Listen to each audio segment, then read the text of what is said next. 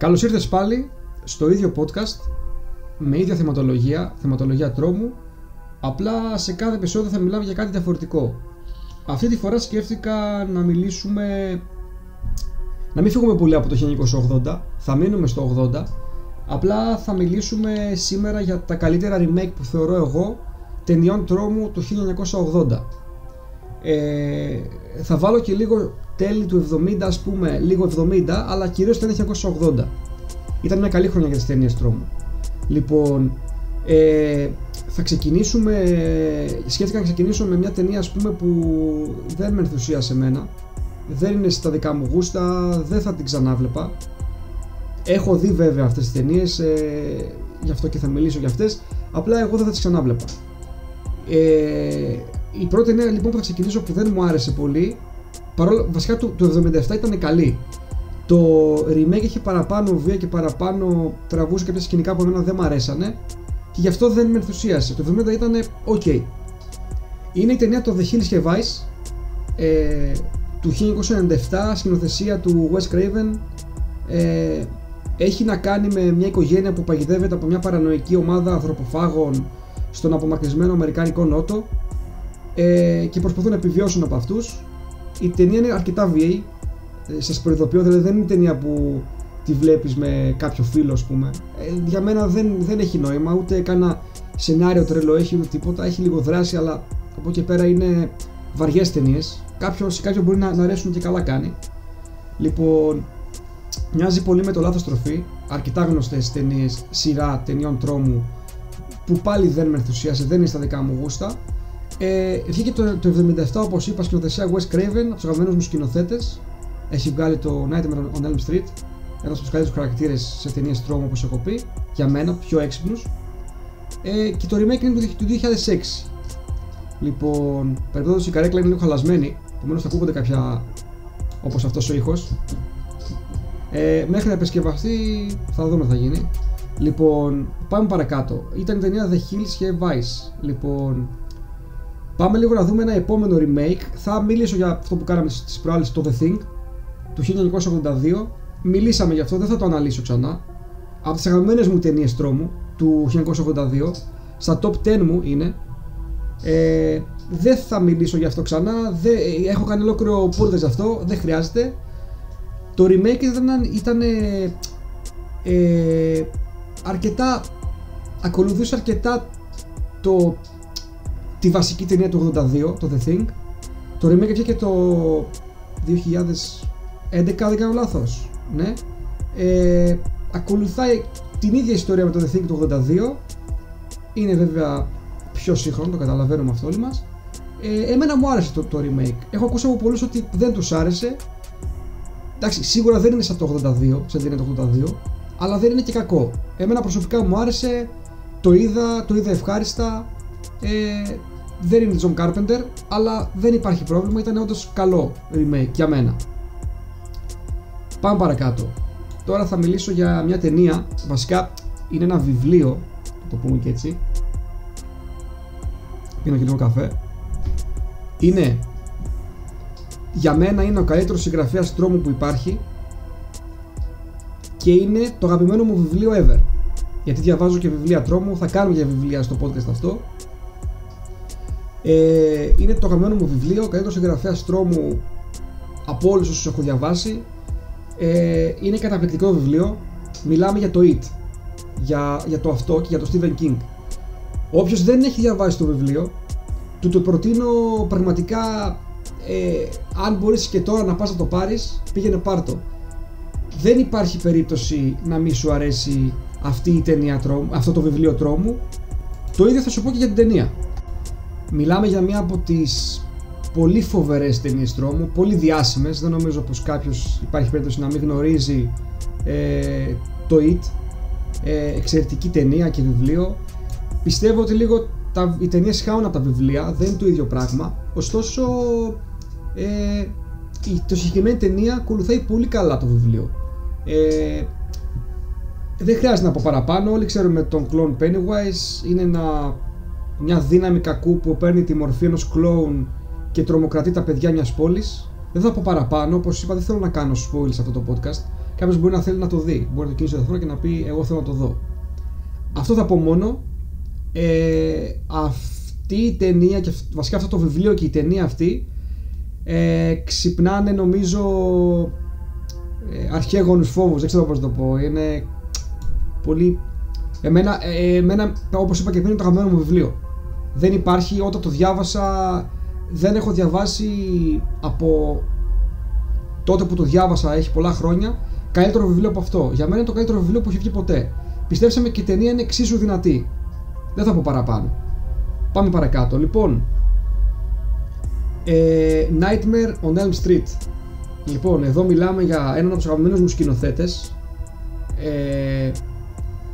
Wes Craven, και νομίζω ότι ο Freddy Krueger, ο πρωταγωνιστής και δολοφόνος, ας πούμε κατά σειρή δολοφόνος της ταινίας, είναι και ο καλύτερος, για μένα πιο έξυπνος χαρακτήρας ταινιών τρόμου.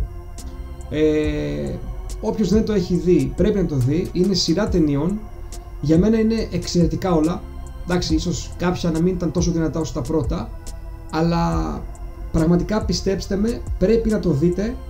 Είναι από τις ταινίες που δεν νομίζω τώρα κάποιος που του αρέσουν ταινίες τρόμου να μην έχει δει αυτή την ταινία ή να μην του άρεσε στο και λίγο. Δεν είναι από τους θρύλους για μένα. Λοιπόν, θα πούμε λίγο την υπόθεση γρήγορα. Ένα φάντασμα που ονομάζεται Freddy Krueger, φάντασμα, επειδή διαβάζω τώρα από πηγές που βρήκα στο ίντερνετ τώρα, ξέρω εγώ, φάντασμα, δεν είναι, τέλος πάντων, ένα φάντασμα που ονομάζεται Freddy Krueger καταδιώκει τα παιδιά που κοιμούνται στην περιοχή Elm Street. Ο Φρέντι, που πέθανε από τους γονείς των παιδιών, επιστρέφει στον ύπνο τους για να τους σκοτώσει. Λοιπόν, αυτό θα πω μόνο, δεν θα πω παραπάνω. Ο τύπος σκότωνε στον ύπνο σου, επομένως για να μην πεθάνεις πρέπει να μην κοιμηθείς, κάπως έτσι. Φοβερός χαρακτήρας. Το remake ήταν το 2010, έγινε ένα remake. Δεν ήταν τόσο δυνατό με τις ταινίες του 80, για μένα προσωπικά. Ήτανε καλό, δείχνει και λίγο το story του δολοφόνου, πώς έγινε και τι και πώς. Ήτανε καλό, αλλά δεν θα το έβλεπα, ας πούμε, τώρα, δεν μου κίνησε το ενδιαφέρον, ας πούμε, δεν θα το έβλεπα ξανά. Το είδα το 2010 που βγήκε, ok, ναι, δεν ήταν καλό remake για μένα, δεν ήταν το καλύτερο, που μπορούσα να το κάνω και καλύτερα. Παρ' όλα αυτά, υπάρχει μια ταινία που δεν θέλω να το παραδεχτώ, αλλά μου άρεσε. Ήταν το Freddy εναντίον Jason, ήταν ο Freddy Krueger αντίπαλος με τον Jason από το Παρασκευή και 13. Freddy εναντίον Jason, 2000, πότε βγήκε την ταινία δεν θυμάμαι, το 9 δεν θυμάμαι, το οποίο ήταν πραγματικά, εμένα μου άρεσε πάρα πολύ, δεν ξέρω γιατί.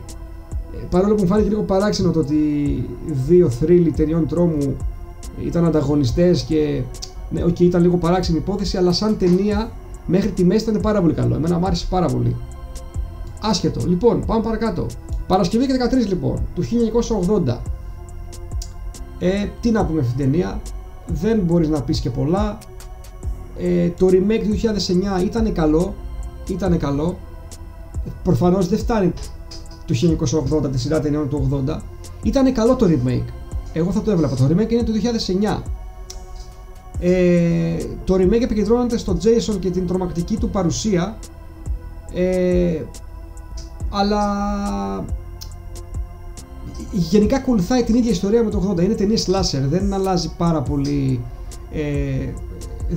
δεν αλλάζουν πάρα πολύ. Δεν μπορείς να αλλάξεις πάρα πολύ αυτές τις ταινίες. Είναι slasher, είναι πολύ συγκεκριμένα πράγματα. Ένας δολοφόνος που σκοτώνει. Εντάξει, οκ. Για μένα το Παρασκευή 13 είναι από τις καλύτερες σειρές ταινιών τρόμου που βγήκανε ποτέ. Αυτό το πράγμα μπορώ τώρα να μου τα βάλεις να τα δω όλα μαζί συνεχόμενα, δεν έχω πρόβλημα. Τα βλέπω, μου άρεσαν πάρα πολύ. Όλοι το ξέρουμε, δεν χρειάζεται να πω την υπόθεση νομίζω. Θα την πω τυπικά. Μια ομάδα νέων κατασκηνωτών έρχονται στο κάμπινγκ Crystal Lake, ένα μέρος που είναι γνωστό για τις μυστήριες εξαφανίσεις του παρελθόντος. Εκεί ο Jason Voorhees, το θύμα που δεν πέθανε ποτέ, αρχίζει να εκδικείται σκοτώνοντας τους νέους. Γιατί πέθανε εκεί πέρα ο Jason, τέλος πάντων, και αρχίζει και εκδικείται, ας πούμε. Αυτό, slasher ταινία, φοβερή, δεν χρειάζεται να πω παραπάνω, όλοι τα έχουμε δει. Λοιπόν, πάμε παρακάτω.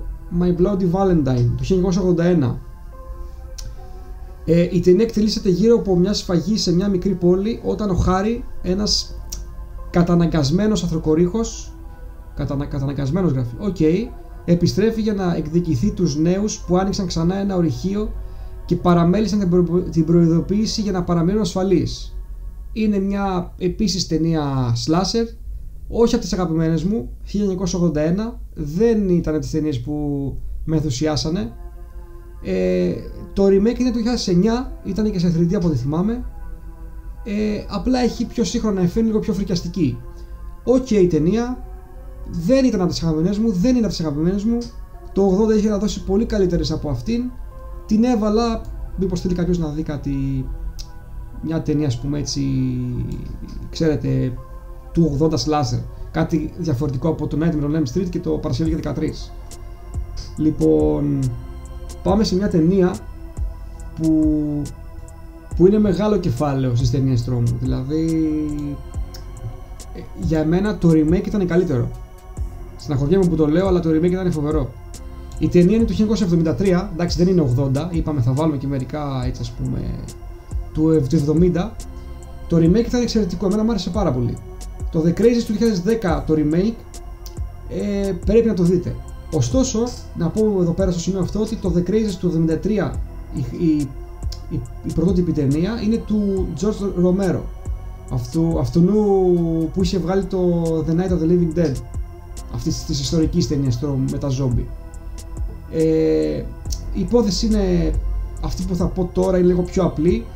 Μία μικρή πόλη πλήττεται από μια επικίνδυνη επιδημία που προκαλεί τη βίαιη συμπεριφορά των κατοίκων. Αυτό είναι το story.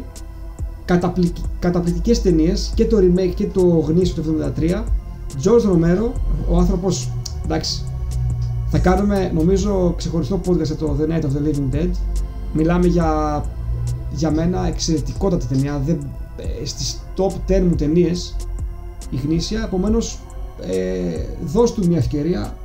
Γούστα είναι αυτά, μπορεί να με σ' αρέσει. The Crazies λοιπόν, 1973, remake του 2010. Πάμε παρακάτω. The Stepfather, 1987. Μια αρκετά καλή ταινία, θα έλεγα. Η υπόθεση είναι, ακολουθεί έναν άνδρα που προσποιείται τον ιδανικό σύζυγο, αλλά στην πραγματικότητα ένας ψυχασθενής δολοφόνος που αναζητά την τέλεια οικογένεια. Έχει το remake του 2009. Είναι λίγο πιο ακραίο το remake, θα έλεγα, λίγο πιο φρικιαστικό. Εξαιρετική ταινία, 1987, το Stepfather. Θα την έβλεπα άνετα τώρα. Ήταν από τις ταινίες του 80 που θα τη δεις και θα τη θυμάσαι για πάντα. Πολύ ωραία ταινία. The Stepfather, 1987, remake 2009. Δώσ' του μια ευκαιρία, πίστεψέ με, είναι αρκετά καλό. Λοιπόν, και εδώ πάμε σε μια ταινία λίγο, βασικά και το Stepfather δεν είναι πολύ γνωστό και αυτό δεν είναι πολύ γνωστό. Σε κύκλους με λάτρες των ταινιών τρόμου είναι πολύ γνωστό ωστόσο. Το Maniac του 1980. Παιδιά, εδώ μιλάμε για μια ταινία για ένα σχολείο. Δεν νομίζω ότι μπορεί να σου αρέσουν οι ταινίες τρόμου του 80 και να μην σου αρέσει το Maniac. Δηλαδή το θεωρώ, βασικά εντάξει είναι γούστα αυτά. Εννοείται ότι μπορεί να σου αρέσει, πλάκα κάνω. Μπορεί να μην σου αρέσει, πλάκα κάνω. Αλλά μιλάμε για μια από τις ταινίες που για μένα χαρακτηρίζει το 80. Φυσικά και το Παρασκευή και 13 και το Freddy Krueger και όλα αυτά, ναι, είναι το 80, αλλά και το Maniac για μένα θα έπρεπε να είναι πιο γνωστό. Δεν είναι τόσο γνωστό. Πολύ, άμα δεν σε αρέσει ο κινηματογράφος τρόμου, μπορεί να μην το ξέρεις κιόλας. Για μένα θα έπρεπε να είναι πολύ πιο γνωστό το Maniac. Είναι από τις πολύ φοβερές ταινίες του 80 τρόμου. Το remake του 2012. Η υπόθεση είναι εξής: ακολουθεί έναν αλκοολικό και ψυχικά ασταθή άνδρα που ζει στο περιθώριο της κοινωνίας και σκοτώνει γυναίκες συλλέγοντας τα κεφάλια τους ως τρόπαια. Είναι αρκετά ακραία ταινία, ναι, έχει αρκετή βία, ωστόσο εντάξει, πρέπει να του δώσεις μια ευκαιρία οπωσδήποτε, για μένα. Λοιπόν, πάμε παρακάτω. Μιλήσαμε και πριν γι' αυτό. Night of the Living Dead του George Romero. Τι να πω για την ταινία αυτήν, νομίζω πρέπει να μιλάμε 70 podcast για την ταινία αυτήν. Η ταινία είναι που ξεκίνησε την παράδοση των ζόμπι στον κινηματογράφο. Ήταν από τις πρώτες ταινίες, η πρώτη που έβαλε τη φιγούρα του ζόμπι στον κινηματογράφο και μετά ακολούθησαν, όπως ξέρουμε, πολλές ακόμα. Απλή υπόθεση, μια ομάδα ανθρώπων που προσπαθούν να επιβιώσουν από μια εισβολή ζωντανών νεκρών και που καταλαμβάνουν την περιοχή τους. Αυτό είναι κρυμμένοι κάποιοι σε ένα σπίτι, έξω είναι γεμάτο ζόμπι. Παιδιά, η ταινία αυτή είναι απίστευτα καλή. Έχει πάρα πολλά έτσι. Πώς το πω τώρα. Έχει πολλά fun fact. Π.χ. ήταν εσκεμμένα ασπρόμαυρη. Δηλαδή ήθελε και την έκανε ασπρόμαυρη. Ήταν πιο φθηνό το φιλμ. Ωστόσο θεωρώ ότι αυτό έδωσε πάρα πολύ στην ταινία. Οι ηθοποιοί, οι κομπάρσοι που κάνουν τα ζόμπι έξω από το σπίτι ήταν κομπάρσοι οι οποίοι πολλοί από αυτούς το κάνανε δωρεάν, γιατί δεν υπήρχε budget για να τους πληρώσουν. Έχει πολλά τέτοια, θα κάνουμε ξεχωριστό επεισόδιο για την ταινία αυτή. Είναι του 68. Είπα εντάξει, ούτε 80 είναι ούτε 70, αλλά λέω βάλτε και αυτήν γιατί ήταν εξαιρετική ταινία. Θα κάνουμε podcast ξεχωριστό για αυτή την ταινία. Χρειάζεται νομίζω. Το remake είναι του 1990, αλλά δεν χρειάζεται να πω παραπάνω. Θα κάνουμε ξεχωριστό podcast γι' αυτό. Θα μιλήσουμε για αυτή την ταινία οπωσδήποτε. Να πούμε και τα fun fact. Πάμε αμέσως όμως στην επόμενη ταινία, το Child's Play του 88. Ένα franchise και ένας ήρωας που δεν μου άρεσε. Δεν είναι στα δικά μου γούστα. Έχω δει τις ταινίες του 80, ήταν πολύ καλύτερες από τα remake που βγήκανε, όπως το 2019 και τη σειρά που βγήκε το 2023-2024 η σειρά βγήκε, δεν θυμάμαι, το Τσάκι. Είναι ο Τσάκι, η κούκλα που σκοτώνει. Τυπικά η ιστορία ακολουθεί μια κούκλα, τον Τσάκι, που κατέχει το πνεύμα ενός δολοφόνου και καταδιώκει και σκοτώνει τα θύματά του. Η κούκλα καταλήγει στα χέρια ενός παιδιού και συνεχίζει τη φρικιαστική της πορεία. Όλοι το ξέρουμε αυτό. Τσάκι, κούκλα που σκοτώνει. Οι ταινίες του 80, όπως είπα και πριν, είναι πολύ καλύτερες από τις επόμενες. Ειδικά η πρώτη και η δεύτερη είναι φοβερές. Αλλά δεν είναι στο δικό μου γούστο. Εγώ δεν θα το ξανάβλεπα. Είναι γούστα αυτά. Ωστόσο έχει πολλούς φαν και Πάμε τώρα στο Hellraiser. Λοιπόν, μιλάμε για έναν από τους καλύτερους, από τους αγαπημένους μου συγγραφείς τρόμου, ο Clive Barker. Η ταινία είναι βασισμένη σε βιβλίο του. Θα μιλήσουμε για αυτό το συγγραφέα σίγουρα κάποια στιγμή. Καταπληκτικός συγγραφέας Clive Barker. Είναι σκηνοθέτης, συγγραφέας, ζωγράφος, είναι πολλά. Ο τύπος, αυτά που γράφει είναι απίστευτα και ο τρόπος που τα γράφει είναι τρομερά. Σήμερα θα μιλήσουμε για το Hellraiser του 87 την ταινία. Η υπόθεση είναι εξής. Ο Frank, ένας άνδρας που αναζητά τη μεγαλύτερη απόλαυση μέσω ακραίων φαντασιώσεων, ανοίγει ένα μυστηριώδες κουτί που τον οδηγεί στον κόσμο των Cenobites, φρικιαστικών πλασμάτων που συνδυάζουν πόνο και ειδονή. Η ιστορία ακολουθεί την προσπάθεια της αδελφής του να τον σώσει. Η υπόθεση ακούγεται λίγο χαζή, ωστόσο παιδιά και οι ταινίες και το remake του 22 ήταν αλλά η ταινία του 87 η γνήσια, παιδιά, είναι πραγματικά νομίζω κάτι το ξεχωριστό. Πραγματικά είναι κάτι το ξεχωριστό. Δώστε μια ευκαιρία και όποιος μπορεί και να διαβάσει και Clive Barker θα κάνετε ένα πολύ μεγάλο καλό στον εαυτό σας. Αν σας αρέσει τα βιβλία τρόμου, μιλάμε για έναν εξαιρετικό συγγραφέα. Λοιπόν, πάμε παρακάτω και κλείνοντας αυτό το podcast θα μιλήσουμε για την τελευταία ταινία που άφησα για το τέλος. Τυχαία την άφησα, θα μπορούσα να τη βάλω και στη μέση, απλά αυτήν είχα βάλει στη λίστα τελευταία. Είναι το Poltergeist. Για μένα είναι επίσης μια ταινία θρύλος. Προσωπικά μου άρεσε πιο πολύ το 2015 το remake. Είναι γούστα αυτά. Νομίζω ότι και να μην είσαι φαν των ταινιών τρόμου, σίγουρα το έχεις πετύχει κάπου. Έχει και πολύ χαρακτηριστικό εξώφυλλο η ταινία, έτσι, πόστερ. Μια οικογένεια μετακομίζει σε ένα σπίτι όπου σύντομα ανακαλύπτουν ότι το σπίτι είναι στοιχειωμένο από φαντάσματα και πνεύματα που απαγάγουν την κόρη τους. Η οικογένεια προσπαθεί να σώσει την κόρη τους και να σωθεί γενικά από τις υπερφυσικές δυνάμεις. Απλό story, βασικό story και σενάριο, αλλά πιστέψτε με, ειδικά το remake του 2015 ήταν το κάτι άλλο. Δηλαδή, εμένα με είχε ενθουσιάσει πολύ. Είναι γούστα αυτά, έχω ακούσει και την άποψη ότι ήταν χάλια και τα δύο. Εμένα μου άρεσαν. Και το 82 δεν ήταν άσχημο, απλά το 15 μου άρεσε περισσότερο. Αυτά είχα να πω σε αυτό το podcast. Αυτά είχα μαζέψει. Έχει πολλές ακόμα ταινίες που δεν τις ανέφερα. Απλά ήθελα να μιλήσουμε για τις πιο γνωστές, τουλάχιστον αυτές που θεωρώ εγώ πιο γνωστές. Μπορεί κάποιες από αυτές να μην τις ήξερες, μπορεί να πεις καλά δεν έβαλες εκείνο, δεν έβαλες και το άλλο. Παιδιά, είναι πολλές ταινίες που έχουν γίνει remake. Δεν ήθελα να κάτσω να βγει ένα podcast 5 ώρες. Νομίζω αυτές που ανέφερα είναι ok, ειδικά για κάποιον που δεν ξέρει από ταινίες τρόμου ή θέλει να μάθει και θέλει να μάθει τώρα.